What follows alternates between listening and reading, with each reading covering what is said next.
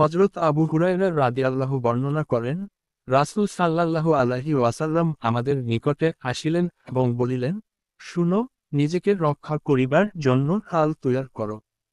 সাহাবাগণ জিজ্ঞাসা করিলেন, কোন শত্রু কি আসিয়া পড়িয়াছে? রাসূল সাল্লাল্লাহু আলাইহি ওয়াসাল্লাম বলিলেন, দোজখের আগুন হইতে নিজেকে রক্ষা করিবার জন্য হাল তৈয়ার করো।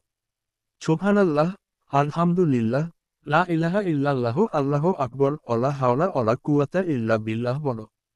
যাহারা এইসব কালেমা পাঠ করিবে তাহাদের সামনে পিছনে ডানে বামে কিয়ামতের দিন এইসব কালেমা আসিবে। এই সব কালেমা সেই ব্যক্তিকে নাজাত দিবে। এইটা এমন নেক আমল যাহার সওয়াব সব সময়ে পাওয়া যাইবে।